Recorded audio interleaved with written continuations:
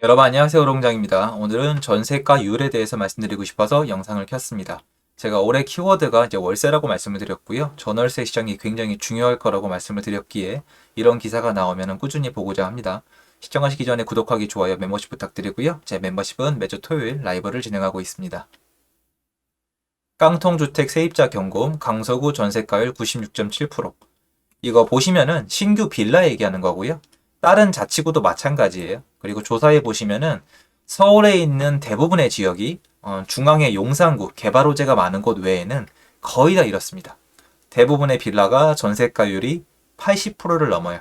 쉽게 설명드리면 집이 2억이라고 쳤을 때 전세가가 1억 6천에서 1억 8천 아니면 그 이상 한다는 거예요.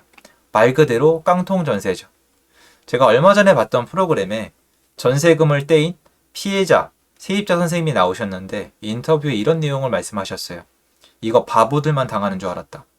근데 그런 걸 제가 처음 보는 게 아니라 여러 번 봤거든요. 이거 바보들만 당하는 줄 알았다. 이거 부동산 하나도 모르는 사람이 바보같이 속는 건 줄 알았다. 내 인생에 이런 일이 일어날 줄은 꿈에도 몰랐다. 이거예요.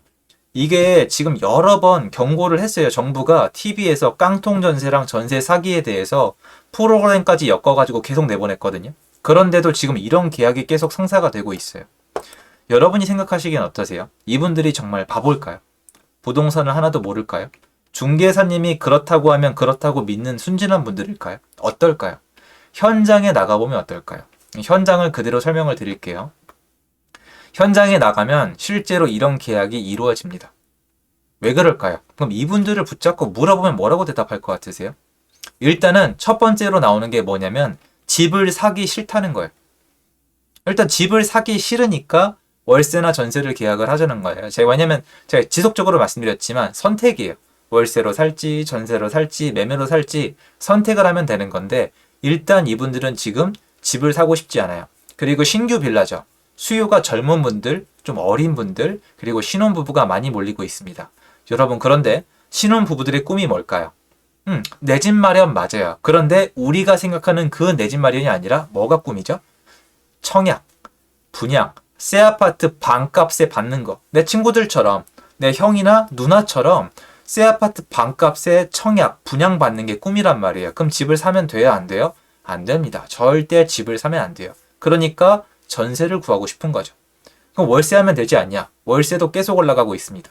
그리고 월세로 돈을 다 써버리면 청약은 무슨 돈으로 받습니까?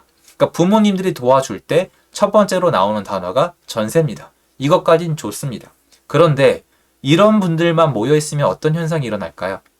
맞습니다. 집을 사거나 집을 지어서 전세를 놓을 분들은 계속 줄어들어요. 왜? 집 사면 안 되니까. 집을 살 사람이 없으면, 집을 사면 안 되면 짓는 사람도 없죠. 쫙 위로부터 돌아갈게요. 나라가 땅을 팔아요. 건설사나 아니면 시행사나 시공사가 사서 집을 지어요. 그럼 분양을 받죠. 분양을 놓은 사람이 전세를 놓거나 아니면 이 집을 팔 거예요. 그런데 집을 살 사람이 없다. 거래가 없다. 아무도 집을 안 산다. 그럼 첫 번째로 땅 분양받을 필요 없죠. 아니, 지어서 분양이 안 될 텐데 왜 땅을 사요? 땅 안 사죠. 그럼 지어요, 안 지어요? 안 짓죠. 지은 다음에 이거 분양돼요, 안 돼요? 분양 안 되죠. 집 나중에 아무도 안 사는데.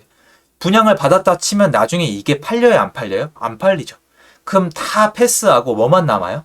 쓰고 싶은 사람만 남는 거예요. 집을 짓고 싶은 사람, 팔고 싶은 사람, 이런 사람들은 없어요. 국가에 세금 내고 이렇게 책임질 사람들은 없고 전세를 원하는 사람들만 남아요. 물론 이게 이해가 안 되시겠지만 그럼 이걸 보세요, 여러분. 오늘 이게 포인트예요. 이분들이 바보여서 방법을 몰라서 이렇게 높은 전세가율에 계약을 하는 게 아니에요. 이분들 알아요. 현장에 나가면 매매가에 비해서 전세가가 턱없이 높다는 거 알아요. 그런데 중개사님들이랑 보증보험만 믿고 계약을 하시는 거예요. 이렇게 돼서 안전한 케이스도 있어요. 그런데 문제는 앞으로 이런 현상이 강해질 거냐 약해질 거냐인데 여러분이 봤을 때 어때요? 앞으로 점점 갈수록 집을 많이 짓고 집을 많이 사고 싶으실 것 같으세요? 여러분 생각은 어때요? 전 주변에 지금 집 사면 큰일 난다고 얘기하는 사람이 너무 많아서 제 목소리를 내기가 어려울 지경이에요. 지금 집 사면 망하는 지름길, 30% 40% 기본 하락, 몇 년 후에 집을 사라. 언제쯤의 타이밍에 맞춰서 집을 사는 게 최고다. 부자 될 기회가 몇 년 후에 온다. 지금은 아니다. 지금 절대 집 사면 안 된다. 그러면서 이 얘기는 쏙 빼죠. 그러니까 전세 살아라. 그러니까 월세 살아라. 그리고 이 얘기도 안 하죠. 그 전세 날라갈 수도 있다. 그 월세 내다보면 네 돈 안 남을 수도 있다. 이런 얘기 안 해주잖아요. 제가 말씀을 드리잖아요. 저는 선택 중에 최선의 선택을 하자고 하는 사람이지 하나만 쏙 빼는 게 아니에요.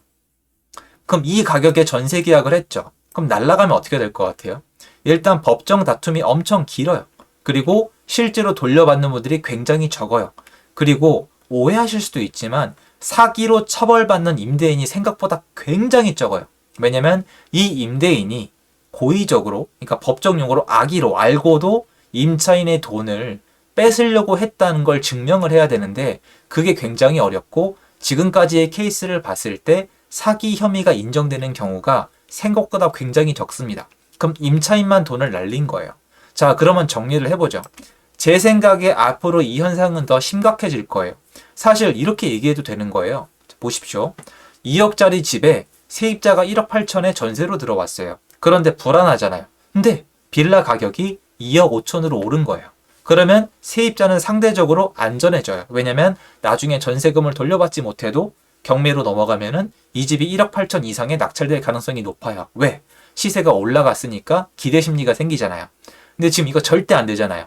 이거 바라면 안 되는 거잖아요. 부동산이 올라가면 큰일 나는 거잖아요. 지금 정부가 그쪽으로 가고 있단 말이에요. 그러면 앞으로 이 현상은 더 짙어질까요? 옅어질까요? 무조건 짙어집니다, 여러분. 수급이 맞을 리가 없죠. 빌라를 짓는 건 점점 더 어려워져요. 땅값은 올라갔죠. 인건비, 원자재 다 올라갔죠. 짓고 나면은 세금이 폭탄입니다. 그리고 이제 분양도 안 돼요. 그리고 제가 봤을 때 왠지 알게 모르게 현 정권의 방향을 봤을 때 신규로 지어서 전세를 놓으면 뭔가 제한을 둘 것 같은 얘기를 하고 있거든요. 그러면 더더욱 전세를 놓을 수가 없고 지을 수가 없죠. 그러면 전세가율은 더 올라갈 수밖에 없어요. 왜? 전세 수요는 계속 늘어날 텐데 전세 공급은 없을 테니까. 이게 일부 분들이 생각하는 것처럼 집주인이나 집을 지은 사람의 탐욕과 이 사람들의 올라간 호가 하나로 전세가가 올라가는 게 절대 아니에요.